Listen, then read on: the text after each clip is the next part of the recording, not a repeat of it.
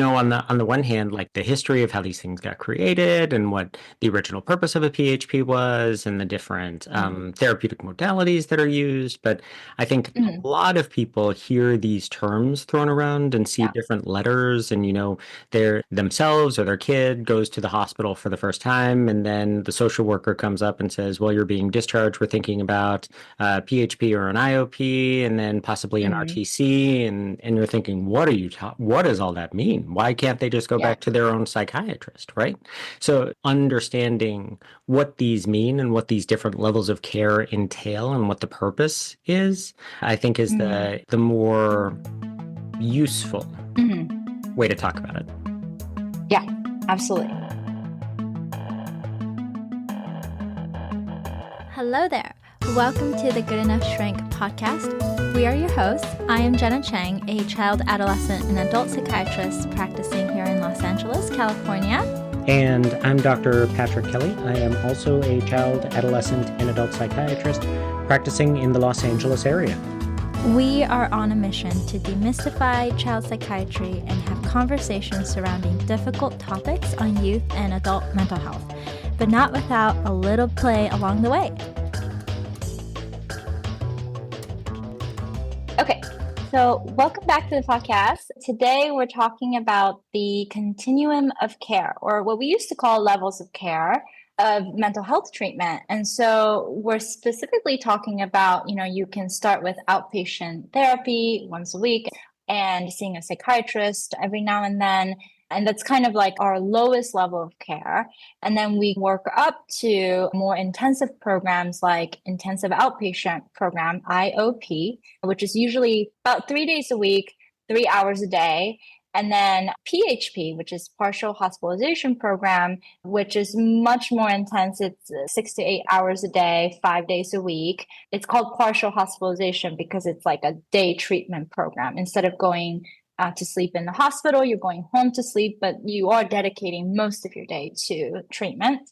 Can be confusing for people, I think, because hospital is in the name. And so it can feel scary, especially if that's the first time you're talking about a hospital for mental health treatment. But really, when it was created, it was designed to partially replace a hospital or to be part of the continuum from a hospital. So it was purposefully named with that word included, but it actually doesn't have to have anything to do with a hospital itself. So just because that's there, that doesn't mean you're staying overnight, doesn't mean you're going to a physical hospital campus. It can be an office somewhere that people go to for a period of time. Right, exactly. And then the highest level of care that we have in the outpatient setting is the residential treatment center. So it gets a little complicated because some states do allow locked residential centers. California does not. It's not legal. But if it's locked, then it's comparable to inpatient psychiatric treatment, which is our highest level of care. Things are locked down, 24/7 nursing and a physician on call. So residential treatment centers are one step below that inpatient treatment. And essentially, you are looking at this inability to contain whatever is going on emotionally, behaviorally, psychologically in the home setting, in the community. And so the length of stay is usually a couple of months. There's also other types of treatment centers, group homes, and things like that we can go into. But generally, these are the big levels: so outpatient, IOP, PHP, residential, inpatient. And I think you'll hear other things that are specific for specific conditions, like you'll hear rehab, right? And sort of where does rehab fit in? If it's for substance use treatment, that's most analogous to a residential because the person stays there and they stay there for a longer period of time. And typically it's not locked. So that's very similar to what we're talking about for an RTC, although it's a specific focus. So there are some different terms, but usually they can be equated to one of these levels in the continuum of care. Exactly. So the idea is that we want to keep people in the community as long as possible. And if it's not possible, then we refer to residential level of care. And so the idea of placement into the least restrictive place possible has been a federal policy in the United States since 1980. This started with the Adoption Assistance of Child Welfare Act of 1980. However, you can imagine that this system can be exploited very easily by people. And so what happened was there were a number of federal and state initiatives and policies and class action lawsuits that promoted and in some cases mandated the use of community-based interventions. And so essentially people started to move away from residentials and place emphasis on community-based programs. So I don't think we have it very robust here, but where I trained in Pennsylvania, the ACT team was a big part of the community. So the ACT team goes out into the community and sees people with serious mental illness, SMI, and tries to keep them in the community as much as possible. But they've got, a whole team of people. They'll meet you at McDonald's or, a gas station, wherever you can find them, and just really help them integrate into the society. And so that's the kind of model that we were going towards. But, that takes, as you can imagine, a lot of resources, a lot of funding, a lot of care of these workers because there's a high burnout rate. I mean, you're trying to do whatever you can to help people with serious mental illness function day to day in the society and community. So it's expensive. And it shifted back again towards residential centers because in a way it was a little more cost effective. So it kind of went back and forth like this, but in general, there seems to be a continuous decline in the proportion of children being placed into group homes and residential care institutions since 2004 up until 2016. So I know this is older data, but it went down from 19 to 14% during that time, according to the U.S. Department of Health and Human Services. But the caveat to that is that there is wide variation depending on your region. There's a 7 to 78% range of this. And so some states increased residential treatments and some states dramatically decreased. And I think part of the factors that played into that are exactly the type of treatment programs that you were talking about, right? They're called different things in every state, every area. Here in California, we have something called wraparound services. We have something called FSP, a full service partnership, intensive case management, but it's really meant to support people in less restrictive environments. And I would imagine that if we look at the data, the places that have more of those services are the places that have a lower percentage of children and adolescents that are in residential programs and in other higher level of care services. I think that there's a direct relationship between those two. Absolutely. Yeah. And I also am thinking about, like, as you said, there are certain residential treatment centers that are much more geared towards trauma or OCD or substance use. And so also it depends on what exactly you're looking at. Some programs are linked to the juvenile justice system. So there's a direct rehabilitative approach to their charges and legal issues they're going through. So it really does vary. I think another service that's worth mentioning is the emergency/crisis facility as well. So there's obviously the ER, everyone knows, but there's also crisis centers. We have a number of them around us here in the South Bay area of Los Angeles, but these are facilities that have psychiatrists around the clock and they assess your immediate safety. And, the length of stay there might be 3 to 5 days. Maybe they're waiting for a bed to open on an inpatient unit. So if someone is really in an acute crisis, there are within the emergency system different places that your kid or your loved one can stay. So there are specialized emergency services dedicated to different types of patients. So some hospitals have sort of general service ER. Some hospitals have both a general ER and a pediatric ER for children who come in with medical complaints. Some hospitals have a trauma center for people who have more severe injuries and a level 1 trauma center. Psychiatry does have a similar spectrum. It's just more rare to find those specialized services. So some places will have a specific psychiatric emergency room as opposed to psychiatric patients being treated in the general emergency room. In New York, it's called a CPEP. There are different names all over the country, but those are somewhat few and far between.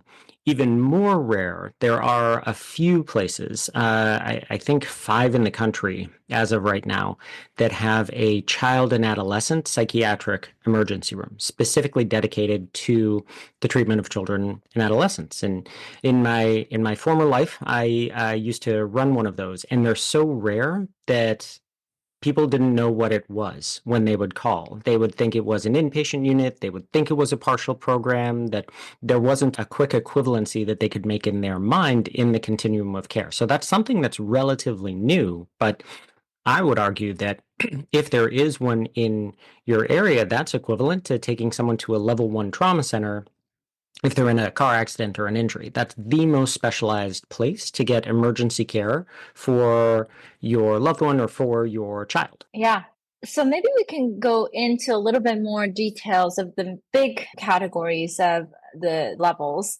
So first of all, outpatient services is your initial go-to, because also just to mention, nobody really wants to talk about insurance, but there are steps that you have to take. You don't go straight to residential and get that approved by insurance if you haven't tried anything else, unless there is acute safety concerns, suicidality or severe self-harm, homicidal ideation, things like that. So you do have to go through these different continuum levels.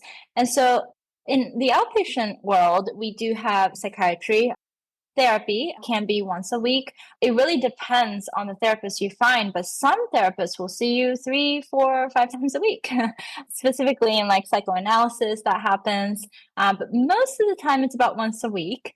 And you can also have a whole medical team. We have this push towards collaborative care in psychiatry. So we work with pediatricians, endocrinologists, different specialties to collaborate and provide the best care possible.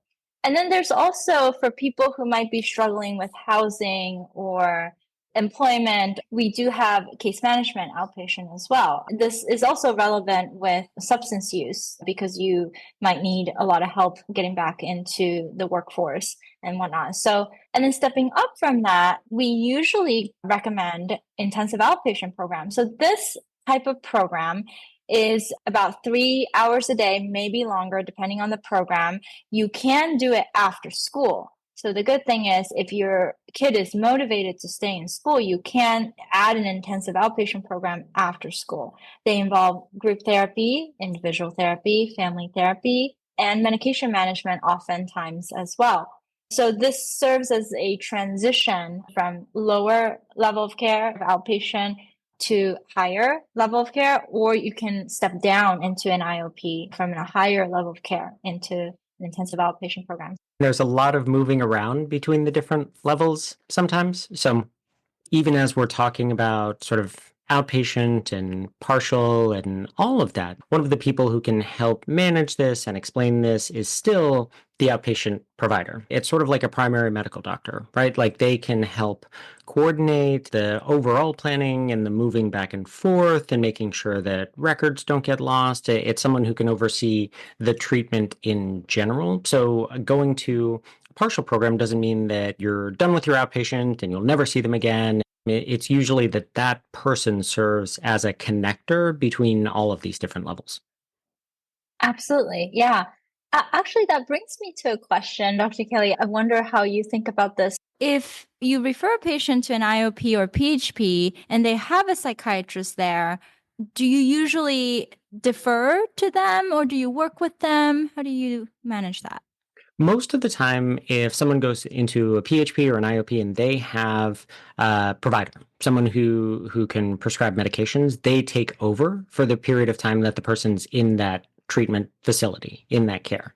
And actually, that can get a little hairy. Sort of the idea of too many cooks in the kitchen, where as a provider, you feel responsible for your patient who's in this other level, but really it genuinely is best for your primary provider to take a back seat and to really let the program do its job and manage the medications. So when I send people to inpatient or partial or IOP, those providers may contact me with questions and want to know the history of what's been tried and what hasn't, and what seemed to have worked and not.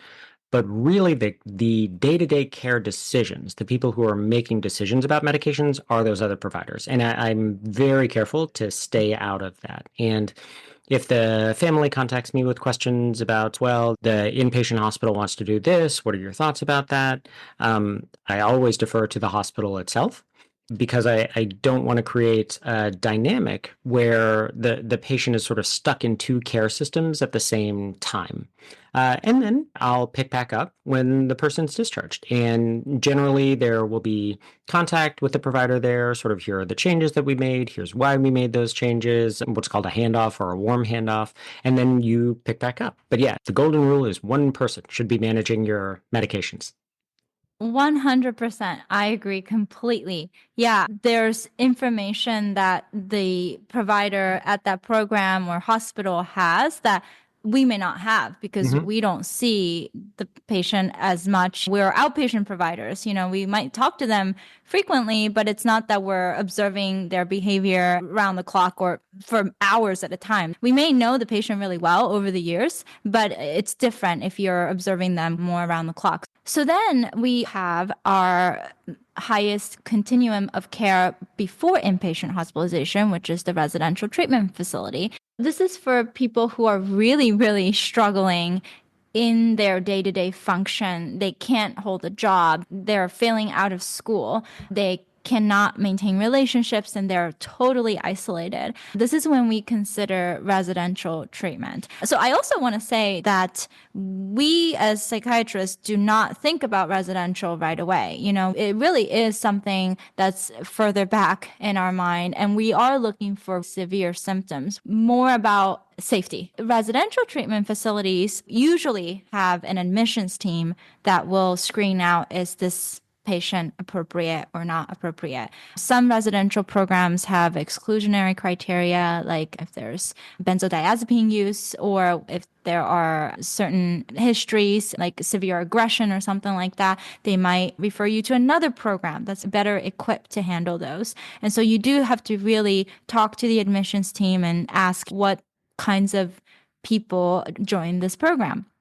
Once you get through the admissions process, which is usually through phone or some sort of video interview, you can visit the facility and see if you like it for yourself. You can have your child or your young adult visit the facility and assess, because the voluntariness of this is really important. And then once you arrive, there's usually a nurse that will screen to make sure you're medically stable. And then you talk to a psychiatrist like us and have a full psychiatric evaluation. Once that's done, you are shown the schedule of the week. And this can be very packed, especially in adolescent residentials. So it might start with wake up around 8 and you have breakfast, and then you have community meeting, and then you have yoga, individual therapy, lunch, and then group therapy. Then you have an outing, and then you come back and do meditation, and then you have dinner, and you have relax time, and then you have snack time, and then it's winding down for bedtime. So it's usually very packed, which is really nice for parents to hear, because a lot of the issues come from lack of structure, right? Sometimes we have 3 jobs and we just can't be at home to take care of our kids. And so that part is really helpful. In fact, I think it's one of the most helpful parts of residential.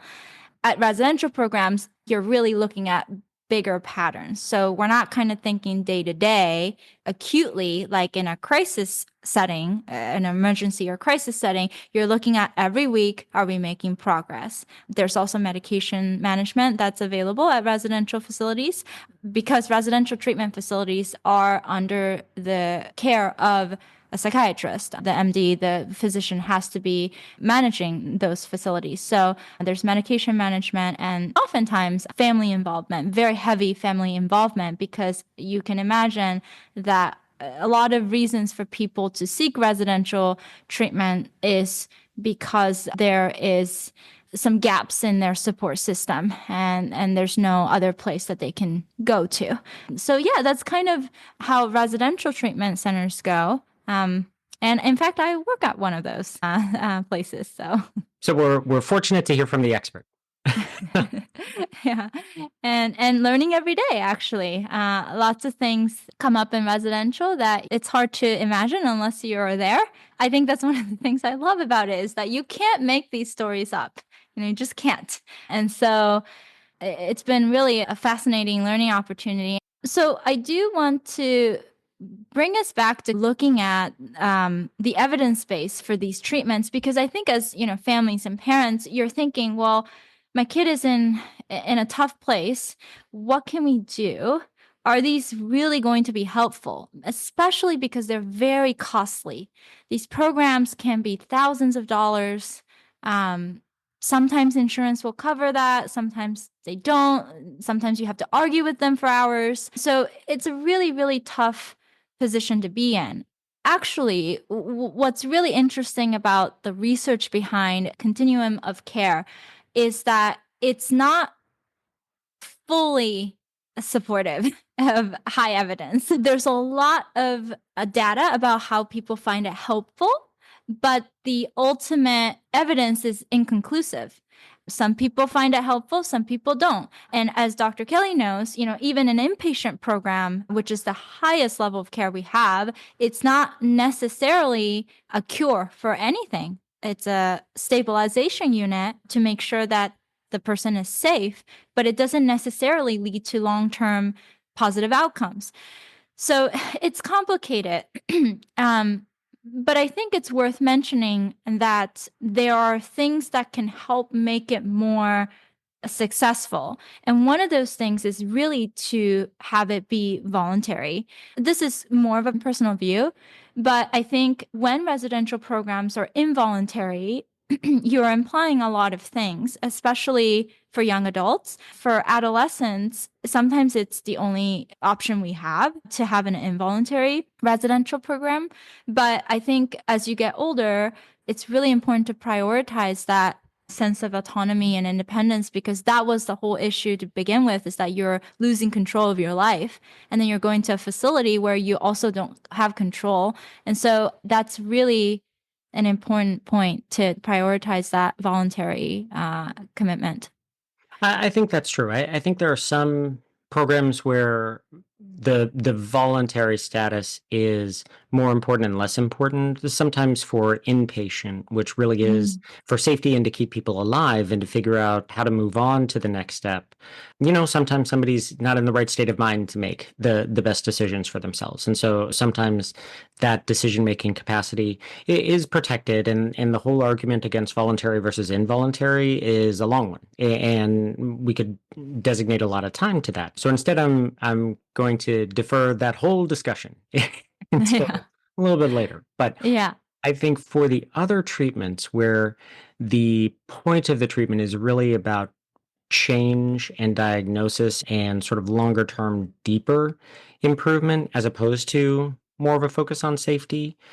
There are places that I frankly think very correctly won't take people unless they're voluntary. And when they say voluntary, they truly mean voluntary, that someone has to be committed to the goals of the program and in line with them and willing to work forward. One of the old sayings, one of my attendings used to tell me that cajoled is not voluntary, that if it's, well, you can go to this program or you can go to jail, or you can go to this program or you're cut off and you're going to be homeless. That's not really truly voluntary. So I think the idea of change needs to come from within, or the motivation to change is true. Now, that doesn't mean that people who care about that person are powerless. There's a whole field of therapy called motivational interviewing that is a technique that is all designed to help somebody get in touch with their internal motivations and sort of move them forward on their stages of change. And it's most famously used for substance use, but it can really be used for any behavioral change. It's designed to maintain alignment with the person, the patient, who really is there to help themselves, and what can propel them forward, because all change is hard, even positive change. So I think maintaining that motivation is part of the program, but that initial putting your foot in the door and signing up, I agree. I think that being voluntary in that step is irreplaceable. It's incredibly important. Yeah. Which brings me to the topic of these involuntary residential programs. And now this is a very highly debated area. And so we'll tread lightly or not, I guess. So one of the types of programs that's been popular is these wilderness programs. And, personally, I think it's fascinating. I think nature has a very powerful healing capacity, but unfortunately, there hasn't been enough research. And so it's really hard for us as evidence-based psychiatrists, physicians to overtly recommend them. That being said, also evidence-based, quote unquote, is tricky because, we're looking at research like randomized control trials and systematic reviews and peer-reviewed research studies. But these are really hard to do in the children population. How do you do randomized control trial on wilderness therapy? What's the control there? And so I think there's also arguments in that world as well. The point is that people have spent time and effort and energy to try to see some level of consistent benefit from whatever treatment we're looking at. I think that is something I value and unfortunately is lacking in the wilderness treatment programs. But that being said, I have heard people benefit tremendously from them. I have also heard people have traumatic experiences from them. What do you think? I think it's true. I think if you're talking to somebody who is strictly evidence-based, they don't recommend wilderness programs. There's simply not enough evidence there. That said, I've certainly heard one-off stories where it's been life-changing, life-saving. The commonality that I've noticed in those stories is that the patient was involved in the decision-making. That there are certainly wilderness programs where literally someone is kidnapped from their home and loaded into a van or a plane and taken to a program, and this is their new life. And I haven't heard, this is personal experience, this is not evidence, but I haven't heard a story where that went really well and was tremendously positive. However, I've certainly heard stories where someone is involved in the decision making and the idea of getting back to nature, going to wilderness, doing something that's very structured, very regimented, where there's a lot of physical work that's involved and more of a focus on wellness than academics and really on getting in touch with yourself as opposed to sort of group work and group therapy, that for the right person who's involved in the decision making, it can be a great experience. It can be really transformative. Yeah, exactly. And that brings us actually to really asking questions, trying our best to understand where your child is at. I think more than anything, if you're still with us at this point of the episode, it's great because you're curious and you're trying to learn and understand. And that's actually the spirit you really need. What does your child absolutely need to survive? A lot of these programs will take away your phones. So if you feel like that's going to cause a major breakdown, that's not the program for you. Don't get me wrong, that can be a good thing, taken away from. But Right. but yes, that is to some people that's like cutting off your hand. Right. Yeah. And so they might not be ready. And so it kind of forces you to look at your child or your loved one, really examine and ask the questions to see what the right fit is. So here are some questions that we would really recommend asking, because a lot of times these are not things that residential or IOP or PHP programs would bring up because they want to help, right? So if there are things that may deter patients away, they might not mention them. Yeah, there's a reason that they've picked the treatment modality they've picked. They believe in it, they think it helps, and they believe in the program that they run, so they may not have a wider perspective on other possibilities and who's really a good fit and who's less of a good fit. Exactly. So the first thing you want to know is what types of treatments are available. So there are specific types of therapy. Some programs offer DBT, very intensive, structured, practice-oriented program. Some programs offer ERP, exposure response therapies for OCD, and some programs are more supportive. So you really want to ask about what are the types of treatments that are offered. And you also want to know, again, the structure of the day to day. What are the weekends like? What's Monday like compared to Thursday? How does it get busier as the week goes by, or does it start out really intense first of the week? The third thing that's really important is cost and insurance coverage. And I would ask this just upfront, I have this type of insurance. If you're talking to the admissions coordinator, what percentage are we looking at to be able to have this covered? Or if it's out of pocket, what's your daily cost? So I would be just very upfront about it. Average length of stay is also very important. Some programs really emphasize like 1 month. Then we're really trying to transition them to a lower level of care. Some programs are pretty lax about it, 3, 4 months, we'll see how it goes. So the average length of stay is a very important question to ask. Access to personal items, what you can bring. This is going to be most relevant to your child. A lot of places you can't bring iPads or computers. Some places allow you to vape or smoke. Some places absolutely no.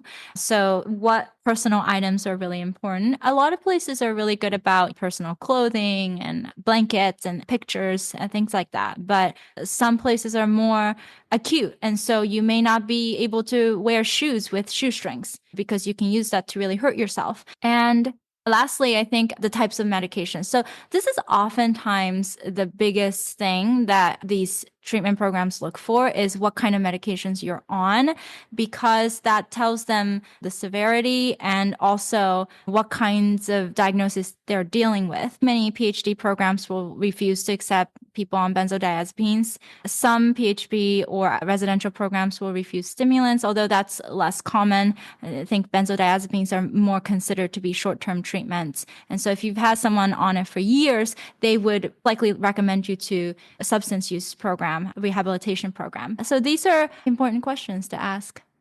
And I think, unfortunately, lots of families and patients have to make these decisions. So there are guides to be helpful. I would say first and foremost, talk to a trusted provider. If you have a psychiatrist, talk to your psychiatrist. If you have a pediatrician or a primary medical doctor, you can always talk to them. And there are experts who make a career out of helping guide patients and parents through these situations. But I think the point is everyone who's going through this feels like it's a morass that they have to figure out themselves, and that's simply not true. That this is a continuum of care, that it's designed to be interconnected, to be navigable, even though sometimes it feels like it's not.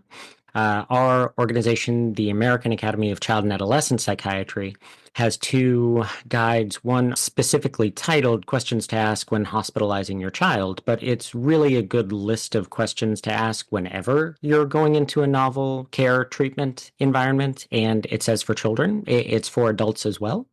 And they have another informational packet on the continuum of care. Now, it's general because it's supposed to apply to people anywhere in the country, anywhere in the world, really. But there are state-specific resources that might be particular to your area. But it's a good general overview. And we'll put those in show notes, and we'll make those available too. Yes.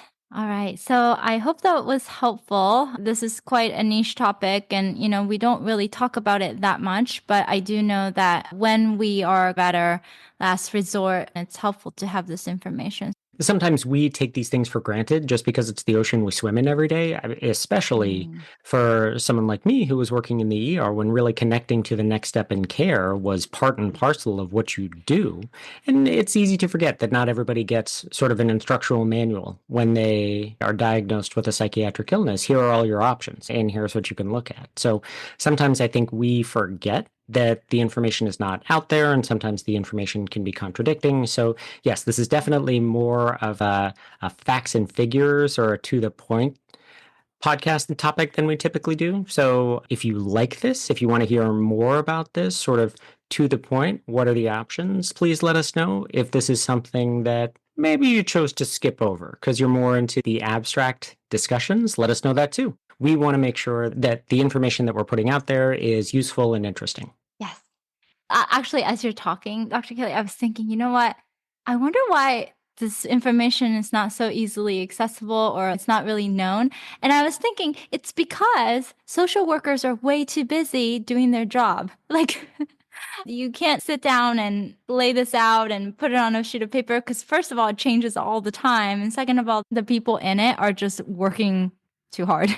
Totally. No, I'll tell you, when I was at Harbor, we were going to have the social workers for years put together something and come and do a lecture for the residents. And there's no time. There's simply no Nope. time to go through all of Nope. this. I mean, that connection to care, and someone to really make sure that for the individual person, that you know what to Yeah. expect and what's available, and here's the Yeah. best for you because of this. That's Yeah. irreplaceable. You can't replace that with anything else.